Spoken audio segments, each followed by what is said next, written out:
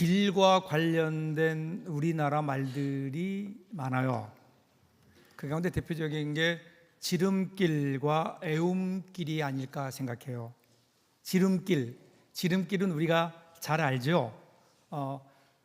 가로질러 가는 가장 가까운 거리, 직선 거리, 이것이 지름길이죠. 그런데 애움길 그러면 우리가 좀 낯설죠. 애움길, 이 애움이라는 말은 애우다라고 하는 동사에서 왔는데요, 둘레를 빙 둘러싸다라고 하는 의미입니다. 그러니까 이 애움길이라고 하는 것은 빙 둘러서 가는 멀고 굽은 길, 이것이 애움길입니다. 근데 생각해 보면요, 우리가 하나님께 나아가는 길은 늘 애움길 같아요. 왜 그렇게 우리가 주님께 먼 길을 돌아가는지 모르겠어요. 우리가 살다 보면 이런저런 일들 때문에 주님께 가고 싶은데 길이 막힐 때도 있고요, 엉뚱한 것에 우리의 마음과 우리의 눈을 빼앗겨서 그래서 늘 돌아갈 때도 많이 있습니다.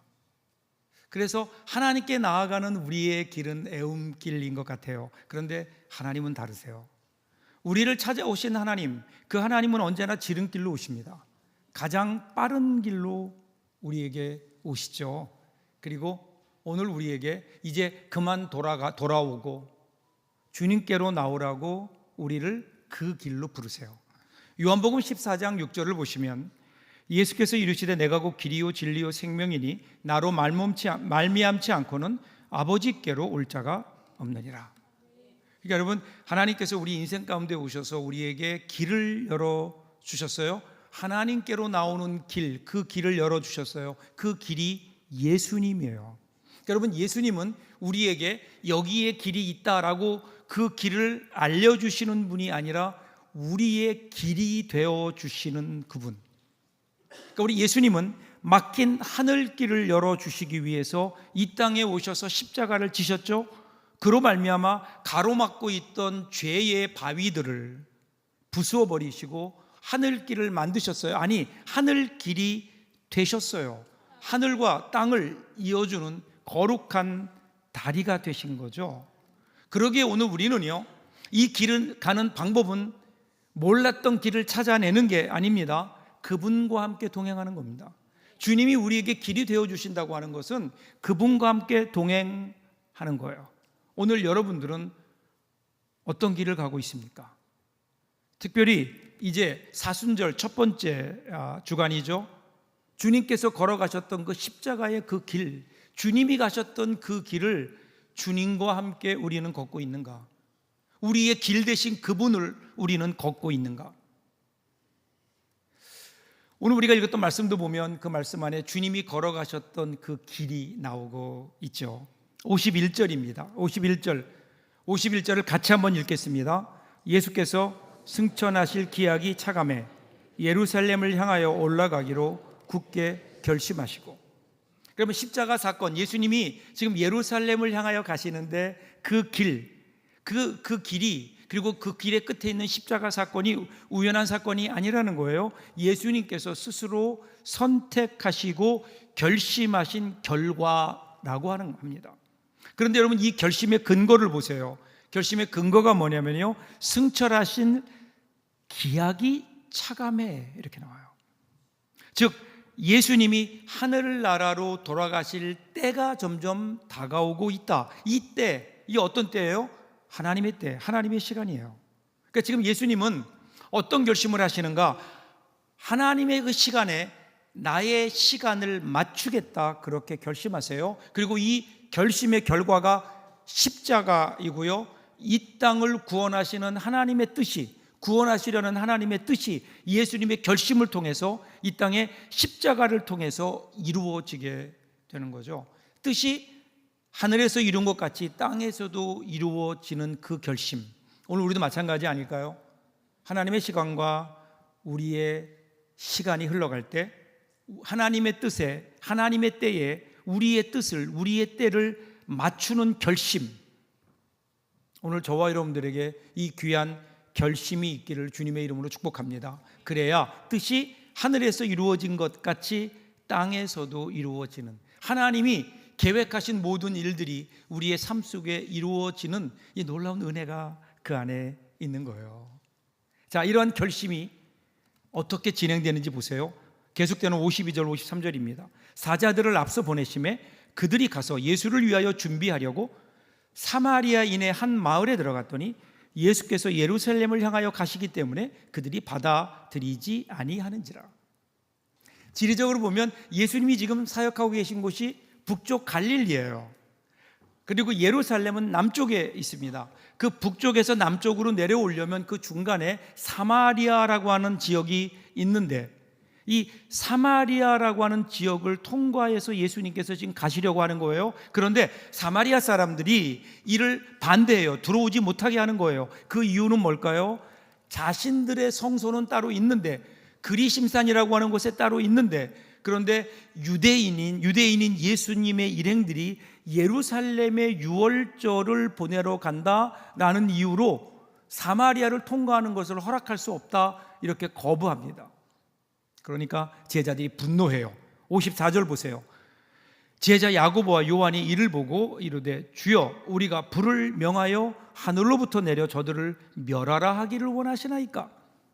말이 좀 복잡하긴 한데요, 제자들은 지금 예수님과 자신들, 제자 공동체를, 사람들을 받아들이지 않는 사마리아를 어떻게 하겠다는 거예요? 불태워버리겠다는 거예요. 지금 제자들이 왜 이럴까요? 감히 너희들이 우리 예수님의 길을 막어? 뭐 이런 마음 아니었을까요? 네가 감히 예수님과 예수님을 따라가는 우리들을 막어? 그리고도 너희들이 온전할 것 같아? 뭐 이런 마음이에요. 말씀을 준비하다가 그런 생각해 봤어요. 이런 사람이 우리 교회 안에 같이 있으면 좀 든든하긴 하겠다. 그죠? 누가 우리 교회를 무시하거나 흉을 보면 그냥 목사님 다 없애버릴까요? 하늘에서 불이 떨어지게 할까요? 시원하겠죠. 문제는 이것이 과연 주님이 원하시는 일인가 하는 거예요. 자, 55절 보시면 예수님이 꾸짖으세요. 55절에 예수께서 돌아보시며 꾸짖으시고 이렇게 나오죠. 그런데 여러분 성경을 보면 이 52절 끝에 번호가 2번 이렇게 기록되어 있어요. 만일에 여러분 성경에 2번이라는 번호가 안 나오면 성경 바꾸셔야 돼요. 그리고 성경에 이러한 1, 2 이런 번호들이 나오면 그러면 무조건 그 번호를 따라서 그 밑에 무슨 말씀이 있는지를 여러분은 봐야 되는 거예요. 2절에 어떤 말씀이 있죠? 어떤 고대 사본에는 그 55절 끝에 이런 말이 더해져서 나온다는 거예요. 이르시되 너희는 무슨 정신으로 말하는지 모르겠구나. 인자는 사람의 생명을 멸망시키러 온 것이 아니요 구원하러 왔노라 하시고. 그러니까 지금 예수님의 뜻이 분명해요. 오신 이유가 뭐예요? 생명을 구원하는 거예요. 그런데 제자들은 지금 뭐하고 있어요? 생명을 죽이겠대요. 자신들의 앞길을 막는다고, 자신들과 뜻이 다르다고 죽이겠다는 거예요. 그러면서 마치 이것을 주님의 뜻인 것처럼, 마치 이것이 무슨 믿음의 결단인 것처럼 그렇게 지금 이야기하고 있잖아요. 여러분 지금 제자들은요, 예수님의 뜻이 아니라 자기들의 뜻을 따라서 편가르기를 하고 있는 거예요. 사마리아와 유대인, 우리를 환영해 주는 사람과 그렇지 않은 사람 둘로 편을 갈라요. 그래서 편가르기는요, 네 편과 내 편을 일단 갈라놓고 그리고 무조건 내 편은 맞는 거예요. 그리고 내 편이 아닌 네 편은 잘못된 거예요. 결국 둘 다 망하는 겁니다. 인류 역사에서 최악의 편가르기 유대인들이에요. 유대인들은요, 자기들은 하나님의 선민이다, 하나님의 선택받은 백성이고 유대인 위의 모든 민족들은 다 뭐예요? 이방인이에요. 이방인, 이렇게 편가르기를 했어요. 그런데 이 지독한 최악의 편가르기를 깬 사람들이 있어요. 이 유대인과 이방인이라는 이 편가르기를 깼던 사람들, 그 사람들이 바로 초대교회예요. 초대교회를 보세요. 이방인과 유대인들이 한 자리에 모여서 예배하는 거예요. 여러분, 이것은 그 당시로 유대인들에게는 획기적인 일이에요. 어떻게 이런 일이 있을 수 있었을까요? 에베소서 2장 18절을 보세요. 그는 우리의 화평이신지라 둘로 하나를 만드사 원수된 것 곧 중간에 막힌 담을 자기 육체로 허시고. 이것이 주님이 십자가에서 하신 일이라는 거예요. 예수님이 십자가에 죽으심으로 편가르기로 나누어진 세상을 하나로 만드셨다는 거예요. 이것을 잇는, 이미 나누어져 있는 이것들을, 이 편가르기를 예수님께서 둘을 잇는 다리로 예수님을 주셨다. 그래서 그들은 그것으로 하나가 되었다. 이방인과 유대인들이 한 자리에 모여서 예배했잖아요. 이게 교회라고요. 근데 오늘 이 시대의 교회의 모습은 어떨까요? 교회가 여전히 주님의 뜻을 따르기보다는 우리의 뜻을 따라 서로 편가르기 하고 있는 것은 아닐까?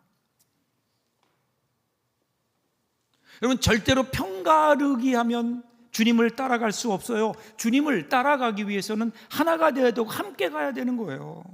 그런데 어느 때부턴가 우리 교회 안에서조차도 신앙이라는 이름으로 편가르기를 하고요, 정치적인 이유 때문에 편가르기를 하고요, 그 외 여러 가지 이유로 편을 가르고 있는 것은 아닌가? 여러분, 편가르기는요, 예수님의 십자가를 역행하는 거예요. 예수님의 십자가를 헛되게 하는 겁니다. 하나가 되어야, 예수 그리스도의 십자가로 하나가 되어야 오늘 이 시대 교회가 이 시대에 부름받은 제자 공동체로서 주님을 따라갈 수 있지 않을까요? 제자는 예수님을 따라가는 사람이에요. 그래서 예수님께서는 그 길을 올라가시며 그 길에서 만나는 세 명의 사람들을 통해서 예수님을 따르는 오늘 우리들의 모습을 좀 더 구체적으로 보여주십니다. 세 명의 사람이 나와요. 첫 번째 사람이 57절이에요. 같이 한번 읽어볼까요? 길 가실 때에 어떤 사람이 여짜오되 어디로 가시든지 나는 따르리이다. 한 사람이 나오더니 나는 주님이 어디로 가든지 따르겠습니다. 근데 이 어떤 사람, 누가복음에서는 그냥 어떤 사람 이렇게 얘기하는데요, 마태복음에 보면 서기관 이렇게 나와요. 그럼 서기관이 누구죠? 성경의 전문가예요. 성경을 가르치는 사람이에요. 그러니까 아마도 이 서기관은 예수님의 모습을 보니까 지금까지 자기가 성경을 가르치는 사람 중에 최고의 선생님인 거예요. 그래서 자기도 그 예수님의 가르침에 매료되었고, 나도 저렇게 훌륭한 성경 교사가 되었으면 좋겠다, 그런 열망을 가지고 지금 예수님께 나온 거예요. 그래서 예수님께 주님이 어디로 가든지 나는 주님을 떠나지 않을 겁니다. 나는 주님 곁에서 주님 같은 훌륭한 성경 교사가 될 겁니다. 이 사람에게는 예수님이 그의 인생의 모델이었고 멘토였던 것 같아요. 훈훈하잖아요, 분위기가. 그런데 예수님은 이에 대해서 뜻밖의 대답을 하십니다. 58절 보면요, 예수께서 이르시되 여우도 굴이 있고 공중의 새도 집이 있으되 인자는 머리 둘 곳이 없도다 하시고. 그럼 예수님을 따르는 길, 네가 나를 따르겠다고? 근데 그 길이 어떤 길인지 아느냐? 이 세상에 머리 둘 곳이 없는 곳이다. 그 길이 이 세상에 머리 둘 곳이 없는 길이다. 여러분, 이게 문학적으로 좀 멋있게 표현해서 그런데요, 세상에 머리 둘 곳이 없는 사람을 우리가 뭐라고 그러죠? 노숙자. 근데 예수님은 왜 이렇게 이 사람에게 까칠하게, 그죠? 말씀하실까요? 그 이유는, 분명한 이유는요, 그 사람이 무엇을 원하는지를 주님이 아셨기 때문일 거예요. 이 사람이 원하는 것은 뭘까요? 좀 더 유명한 성경 교사가 되는 거예요. 많은 사람들에게 인정받는, 존경받는 서기관이 되는 거였다고요. 그러니까 지금보다 더 평안하고 더 큰 머리 둘 곳을 바라고 지금 예수님을 따르겠다는 거예요. 그런데 이 사람의 마음을 예수님이 드러내시는 거예요. 네가 지금 잘못 알고 있구나. 그런데 여러분, 단지 이 이유만일까요? 예수님께서 이 세상에 머리 둘 곳이 없다라는 이 말씀은요, 조금 더 확대해 보면, 좀 더 깊게 보면 이 세상에 머리를 둘 곳이 없다, 이런 의미예요. 이 세상은 우리가 머리 둘 곳이 아니다. 즉, 이 세상에 머리 둘 곳을 찾지 않고 하늘에 머리를 두고 살 때 그때 우리가 예수님을 따라갈 수 있는 제자가 될 수 있는 것 아닐까요? 여러분, 지난 주일에 저 설교 기억하시나요? 풍랑이 있는 배 위에서도 편안하게 단잠을 주무셨던 예수님의 모습. 여러분들의 모습 보니까 처음 듣는 소리라는 것 같은데, 그 풍랑이 있는 예수님, 풍랑이 있는 뱃속에서도 잠을 주무셨던 예수님, 그 이유가 어디 있을까요? 그것은 바로 오늘 말씀대로 이 세상이 아니라 하늘에 머리를 두고 사셨기 때문이 아닐까. 풍랑이 일어요. 인생의 고난의 바람이 불어요. 그런데 그 가운데 마음이 잔잔할 수 있는 사람, 하늘에 머리를 둔 사람들이에요. 여기에 진정한 평안과 행복이 있죠. 그런데 이상하게 사람들은요, 이 평안을 이 땅에 머리를 두는 것에서 찾으려고 해요. 좀 더 편안하고 좀 더 크고 좀 더 화려한 곳에 머리를 두는 것이 행복이라고. 그래서 더 많은 돈에 우리의 머리를 두고요, 좋은 대학에 가고 좋은 직장에 들어가고 뭔가 좋은 환경에 우리의 머리를 두려고 합니다. 자, 문제는요, 그런데 그렇게 거기에 머리를 두려고 하니까 오늘 우리 삶이 행복한가요? 평안이 있나요? 혹시 그 반대는 아닐까요? 더 복잡해지고 그것 때문에 더 불안해지고. 오늘 여러분은 어디에 여러분들의 머리를 두고 살아가고 있습니까? 하늘에 머리를 두고 사는 사람들이 주님을 따라갈 수 있어요. 이어서 두 번째 사람이 등장하네요. 59절입니다. 같이 읽습니다. 또 다른 사람에게 나를 따르라 하시니 그가 이르되 나로 먼저 가서 내 아버지를 장사하게 허락하옵소서. 어떻게 보면요, 예수님이 좀 짓궂으세요. 앞에 있던 사람은 주님, 내가 주님을 따라가겠습니다. 그랬더니 네가 나를 못 따라올 걸 그러시더니 이번에는 그 중에 있는 사람에게 너 나를 따라와라 이렇게 지목하시는 거예요. 그런데 여러분, 이렇게 주님의 부르심을 받은 사람은 복된 거예요. 우리가 주님을 따른다고 하는 것이 만일에 우리의 결심이나 우리의 의지적 결단으로 되는 것이라면 우리는 불안할 수밖에 없지 않을까요? 어느 날 갑자기 나는 주님을 따르겠습니다 그랬는데, 내 결심으로 시작했는데 내 결심이 얼마나 갈까요? 주님을 따르겠다고 하는 나의 의지가 과연 얼마나 지속이 될까요? 어느 날 우리 의지가 약해지고 우리 결단이 희미해지면 그러면 주님을 따라가는 우리의 길도 거기서 멈출 수밖에 없잖아요. 그래서 주님께서는 절대로요, 우리를 따라오는 제자들이 주님의 길을 따라올 때에 우리의 의지에다가 그 근거를 두지 않으세요. 예수님의 부르심에 그 근거를 두세요. 영원히 변치 않는 주님의 말씀, 주님의 약속, 주님의 그 손길, 여기에 우리의 부르심의 근거가 있는 거예요. 그래서 때때로 우리의 결심이 약해지고 우리의 의심이 흔들려도, 그리고 우리의 의지가 흔들린다 하더라도 우리가 끝까지 주님을 따라갈 수 있는 근거, 그것은 영원히 변치 않는 우리 예수님의 부르심인 거예요. 그러기에 우리는 날마다 이 주님의 부르심을 들어야 되는 거예요. 내 의지를 굳게 하는 것이 신앙이 아니고요, 날마다 우리를 부르시는 주님, 그 주님의 음성을 듣고 그 음성에 바로 응답하는 거죠. 여러분, 이것이 믿음이에요. 그런데 이 사람이 이 부르심에 조건을 다네요. 조건이 뭐예요? 내 아버지를 장사하게 허락하옵소서. 이에 대해 주님이 뭐라고 말씀하세요? 60절이에요. 이르시되 죽은 자들로 자기의 죽은 자들을 장사하게 하고 너는 가서 하나님의 나라를 전파하라 하시고. 죽은 자들의 장례를 죽은 자들에게 맡기래요. 왜 예수님 이런 말씀하셨을까요?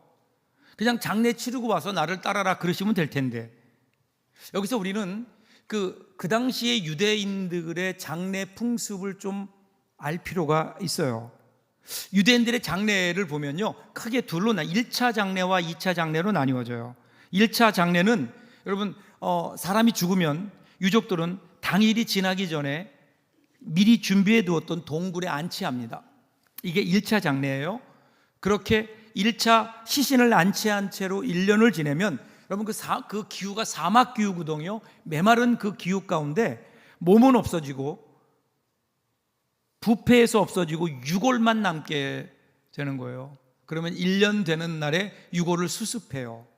그래서 유골함에 넣습니다. 이것이 2차 장례예요. 그런데 이 1차 장례와 2차 장례 사이에 이 1년이라는 시간이 있죠. 그 시간 사이에 해결해야 되는 일이 있어요. 그게 유산 상속이에요. 모세 율법에 따라 아버지의 그 유산 중에 3분의 2가 장남에게 가요. 장남은 이때 태어났어야 돼요. 이때. 그리고 나머지 3분의 1을 가지고 나머지 아들들에게 나눠줘요. 상속되는 거예요. 그런데 여러분, 그 당시에 예수님 당시에 한 가정에 보통 여러 명의 아들이 있었어요. 통계로 보면 8명에서 10명의 아들이 있었다고 해요. 그러면 그 중에 장남 한 명이 3분의 1을 다 가져요. 그럼 나머지 3분의 1을 가지고 10명이 나눈다고 생각해 보세요. 그거 얼마나 되겠어요? 상속이랄 것도 없죠. 그래서 유산과 관련해서 죽은 자라고 얘기해서 이 헬라어로 보면 네크로스라는 말이 쓰여지는데, 유산과 관련해서 죽은 자, 이게 누구예요? 차남들이에요. 나머지 아들들인 거예요. 장남 외의 아들들. 그러니까 여기서 예수님께서 말씀하셨던 죽은 자들, 이 네크로스라고 하는 이 사람들은요, 상속분이 너무 적어서 유산을 상속받는 데 있어서는 거의 죽은 자나 다름이 없는 차남들을 가리켜요. 그러니까 아마도 오늘 이렇게 예수님께 부름받은 이 사람은요, 상당한 유산을 상속받을 수 있는 어떤 부잣집의 장남이었을 것 같아요. 그런데 예수님을 따르는 중에 아버지가 돌아가셨다는 소식을 들었어요. 이미 1차 장례는 끝났어요. 그런데 이제 내가 돌아가서 아버지의 장례를 허락하옵소서, 이 말은 이제 2차 장례에 이르기까지 1년 정도 시간을 가지면서 장례를 완전한 다음에 그 다음에 어떻게 해요? 장남으로서의 권리를 다 자기가 행사하겠다, 그 얘기예요. 결국은 유산을 상속받아야 되겠다. 예수님, 이것도 중요하지 않을까요? 이 얘기입니다. 그런데 그런 그에게 예수님 뭐라고 말씀하세요? 너는 유산을 상속받을 장남의 권리를 동생들에게 양보해라. 여기 나온 죽은 자가 동생들인 거예요. 그리고 너는 나를 따르라. 왜 이렇게 말씀하셨을까요? 자, 세 번째 사람도 마저 봅니다. 세 번째 사람이 등장해 61절이에요. 같이 한번 읽겠습니다. 또 다른 사람이 이르되 주여, 내가 주를 따르겠나이다마는 나로 먼저 내 가족을 작별하게 허락하소서. 이게 무슨 뜻일까요? 예수님, 너 따라갈게요. 재미있는 건 첫 번째 사람은 따르겠습니다. 그런데 너나 못 따라올 걸. 두 번째는 너 나를 따라라 그랬는데 뭐라 그래요? 내가 잠깐 장례를 치르고 오면 안 되겠습니까? 그리고 나서 예수님의 눈길이 한 사람에 머물렀던 것 같아요. 그러니까 이 사람이 찔린 거죠, 짐짓. 그러니까 자기가 먼저 나서서 주님, 저는 따르겠습니다. 따르는데 가족들과 작별 인사를 허락해 주십시오. 이건 무슨 말씀인가 하면요, 따르기는 따르는데 지금 당장은 어렵습니다. 그래서 예수님 뭐라고 말씀하세요? 62절 보세요. 예수께서 이르시되 손에 쟁기를 잡고 뒤를 돌아보는 자는 하나님의 나라에 합당하지 아니하니라 하시니라. 여러분, 이 말이 무슨 의미일까요? 쟁기는 논이나 밭을 갈 때 땅을 깊이 파는 도구예요. 땅을 개간하는 거예요. 그런데 쟁기를 잡고 땅을 파는 사람이 앞을 보고 나가야 제대로 땅을 팔 수 있는데, 쟁기를 잡은 사람이 뒤를 쳐다보면 땅을 제대로 팔 수가 없죠. 그때는 집중해야 되는 거예요. 앞에만 쳐다봐야 되는 거예요. 여러분, 예수님이 가신 길을 따라갈 수 있는 때는 단 한순간이에요. 지금이 아니면 없어요. 지금만이 우리의 시간이에요. 나중 사탄의 시간이에요. 그러기에 우리는 항상 저기로 가 있는 우리의 마음을 여기로 가져와야 돼요. 여기가 믿음의 자리예요. 여기가 결단의 자리예요. 여기가 꽃자리예요. 지금 여기, 영어로 얘기하면 now here. 이것이 안 되면 그러면 아무 데도 없어요. nowhere. 오늘 주님 우리에게 이것을 말씀하시는 거 아닐까요? 네가 지금 이 시간에 여기에서 결단하지 않으면 너는 결코 나를 따를 수 없어. 오늘 우리가 실수하는 부분이 여기 아닐까요? 주님 따르겠습니다. 그런데 내가 아버지 장례도 치러야 되고요, 가족들과 가서 인사도 해야 되고요, 다른 일들이 있습니다. 나중에 제가 틀림없이 주님 따를게요. 그리고 끝이에요. 왜냐하면 우리가 결단할 수 있는 시간은 지금밖에는 없기 때문에. 민족 시인 윤동주가 내일은 없다 어린 마음의 물음이라는 시를 썼어요. 어릴 적에 썼던 시 같은데요, 이런 거예요. 내일 하기에 물었더니 밤을 자고 동틀 때의 내일이라고 새날을 찾던 나는 잠을 자고 돌아보니 그때는 내일이 아니라 오늘이더라. 잠을 자고 돌아보니 그때는 내일이 아니라 오늘이더라. 물이여 동무여 내일은 없나니. 지금 자신의 삶을 진정으로 받아들이고 오늘 살아가는 이 시간이 하나님이 주신 선물이라고 생각하는 사람들, 그러면 오늘 아무리 어렵고 힘들고 분주해도 내일이 없음을 알기에 오늘을 축복이라 여기고 오늘만이 내 시간이라고 여기고 오늘을 성실하게 살아가는 사람들, 여러분, 이 사람들이 제자가 아닐까요? 사랑하는 여러분, 우리 그리스도인들은요, 우리 주님의 부르심을 따라 예수님의 길을, 사명의 길을 가는 사람들이에요. 그래서 초대교회 성도들이 자신들을 부르면서 뭐라고 얘기한 줄 아세요? 그 길을 걷는 사람들, 그 길을 걷는 사람들.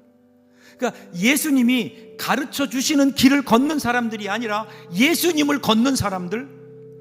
그러면 예수님은 길을 가르쳐 주시는 분이 아니에요. 우리의 길이 되어 주신다고요. 이것을 믿는다면 오늘 주님이 우리의 길이 되어 주시고, 그래서 우리가 주님과 함께 그 길을 걷는다면 우리의 발걸음은 달라져야 되지 않을까요?